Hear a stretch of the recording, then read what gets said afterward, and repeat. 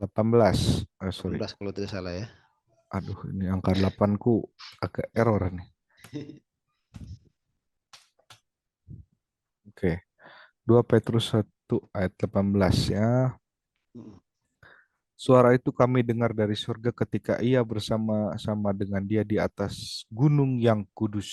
Ah, Ya, itu mengkonfirmasi peristiwa di apa transfigurasi itu ya. hmm, oke. Ya, di Gunung Tabor ya. Nah, selain itu juga sisi pentingnya kita bisa lihat di Lukas 22 ayat 8 ya. Lukas 22 ayat 8. Itu kalau tidak salah ya soal perjamuan terakhir gitu ya. Petrus yang diperintahkan untuk mempersiapkan ya. Ya. Lalu Yesus menyuruh Petrus dan Yohanes, katanya, "Pergilah persiapkanlah perjamuan Paskah bagi kita supaya kita makan." Ini ya, jadi ini ceritanya ya Petrus tuh disuruh jadi kosternya begitu ya. Betul, betul, betul. Ya dan Petrus juga eh, apa namanya? Juga yang pertama di apa yang namanya? Bisa dibilang karena sebagai orang yang berwenang tuh untuk melihat kebangkitan Yesus gitu ya.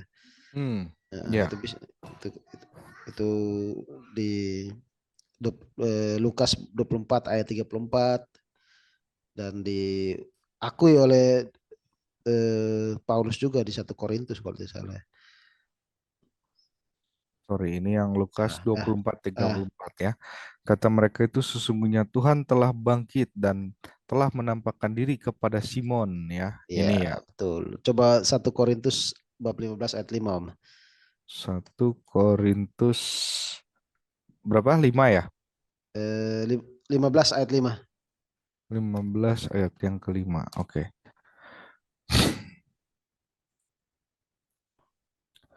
Nah, ini dia. Bahwa ia telah menampakkan dirinya kepada Kefas dan kemudian kepada kedua belas muridnya. Ya, Kefas duluan. Betul, betul. Ada banyak ayatnya nih. Iya. Nah, nah, dan Yang, ini harus selain itu juga Petrus ini yang secara khusus didoakan oleh Tuhan Yesus loh dan mm, diberi tugas untuk menguatkan saudara-saudaranya yang lain. mm-mm. Itu bisa dilihat di Lukas bab 22 ayat 32 Om. Coba. Lukas 22 ayat 32 ya.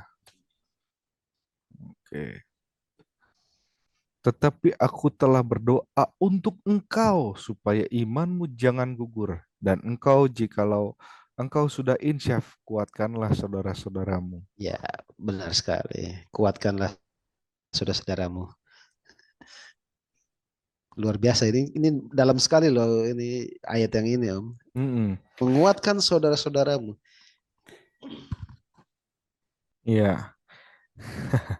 Yang saya nggak kebayang begini ya cuy ya. Kenapa harus Petrus sih yang jadi orang yang utama? Pertama tadi kita lihat kan ya. Kalau dari segi karakternya dia itu ceplas-ceplos begitu kan. Ya. Kemudian spontanitas ya kan. Dan kalau dipikir-pikir secara manusiawi begitu ya, kok kayaknya kurang layak. Kenapa tidak Yohanes aja gitu yang jadi keutamaan sebagai murid terkasih? Iya gitu kan ya. Gitu. Jadi kenapa sih apa sosok yang akhirnya baginda Yesus ini kok memilih Petrus? Mungkin ada tanggapan dari yang lain juga. Silakan dibuka aja. Silakan. Heeh. Halo Aldo atau Pak Tom, selamat malam. Mungkin mau berkomentar terkait ini, silakan. Kok Petrus ya? Halo Salvi, Oh iya, Bang Salve Aldo. Anton Laici, Bang Cucu, Bang Pak Salve. Thomas ya. Mohon maaf saya baru Ya, ya. join. Saya ikut dulu, tapi tadi ada beberapa poin yang menarik yang sudah berhasil diangkat ya oleh Hmm, perbincangan ini bahwa mengapa Petrus itu utama, apa penolakan-penolakan atau kritik hmm. kritik dari pihak non-Katolik mengenai Petrus dan semua ternyata kita lihat memiliki basic Alkitabiah yang kuat dan kokoh. Ya, Ya, sampai jadi memang 191 kali lagi Bro Aldo wah, disebutkannya. nah nama yang disebutkan banyak kali di dalam perjanjian baru yang mewakili sentralitas kitab suci ya, perjanjian baru kan, yang kita imani, Ya. itu sungguh memiliki makna teologis yang dalam mengenai jumlah penyebutan nama. Jadi memang kitab suci sendiri pun bersaksi bahwa Rasul Petrus itu adalah sungguh-sungguh yang utama, karena dia menjadi wakil dari Yesus Kristus. Nah, mungkin yang bukan untuk saya komentari, tetapi yang perlu saya sedikit tambahkan juga, mewakili pandangan dari Kristenan Timur bertradisi Syria bertradisi Aramaik, yang mana tradisi ini dipegang teguh oleh Gereja Ortodoks Syria, Gereja Ortodoks Antioquia, Gereja Katolik Ritus Syria juga, nah, dan juga Gereja Maronit ya, bahwa dalam teologi mereka, penafsiran mereka atas ayat andalan kita, Matius 16 ayat 18 hingga 20, di situ beberapa teolog Ortodoks itu, beberapa teolog bertradisi Timur Syria itu menafsirkan bahwa mengapa? Ya, ini dia. Terima kasih. Saya hanya bacakan aja ya. Nah, jadi tradisi Syriak Ortodoks ini sebenarnya bukan hanya Syria Ortodoks ya. Tradisi kekristenan Syria pada umumnya itu menjunjung tinggi keutamaan Petrus sebagai batu karang. Kenapa? Karena menurut mereka ketika Yesus menyebut Petrus sebagai Kefa, Simon sebagai Kefa, itu karena apa? Utamanya di mana? Karena Kristus mau mengizinkan otoritas dia dimiliki oleh Simon. Jadi Simon memiliki otoritas yang sama dengan Sang Kristus itu sendiri, Mesias. Apalagi di dalam perjanjian lama, istilah Kefas itu sendiri merupakan simbol dari Mesianis. Jadi Petrus ini mewakili otoritas Sang Mesias. Tetapi perlu digarisbawahi, baik Kristen Timur maupun Katolik sama sekali tidak menganggap Petrus ilahi, melainkan dia diizinkan untuk berpartisipasi dengan otoritas yang dimiliki oleh Sang Ilahi itu sendiri. Jadi ini sungguh-sungguh merupakan otoritas yang perlu diakui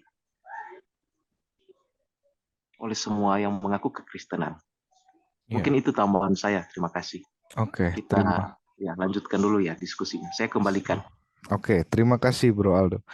Oke, Pak Tom, mungkin mau menambahkan terkait dengan keutamaan Santo Petrus ini. Silakan Pak Tom. Dibuka. Mungkin Iya. saya nyimak dulu Pak Anton. Iya, oke. Iya, Gimana? silakan lanjut aja deh. Mungkin ada pertanyaan atau bagaimana gitu mau disampaikan atau ada hal yang Ya, sekiranya penasaran atau bagaimana?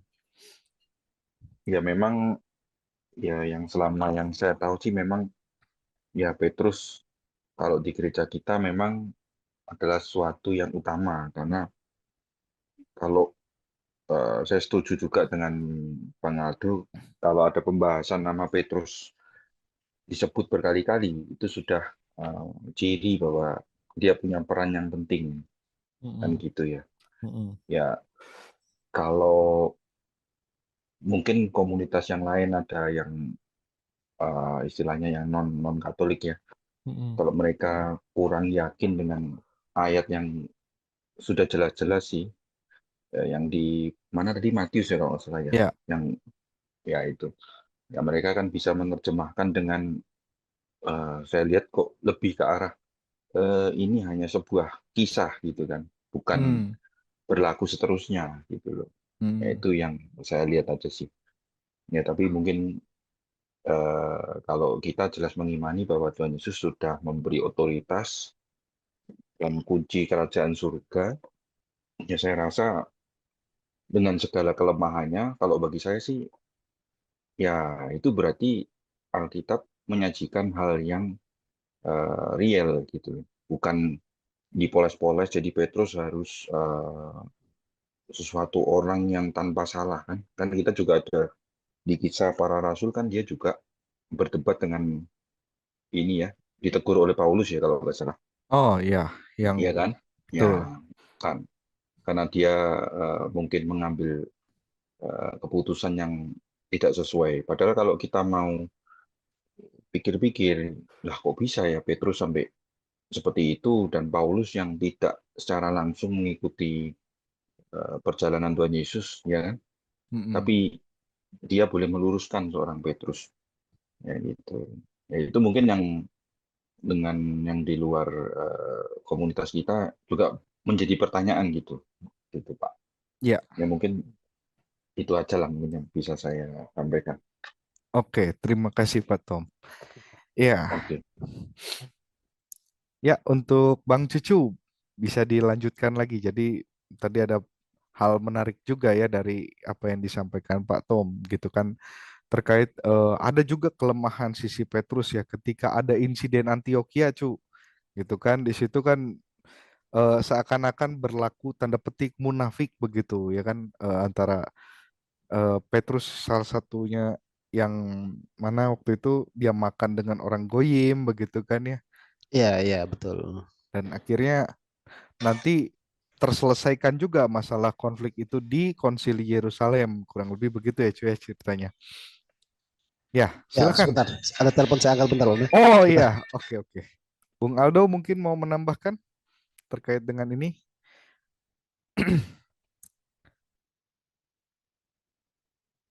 Oke.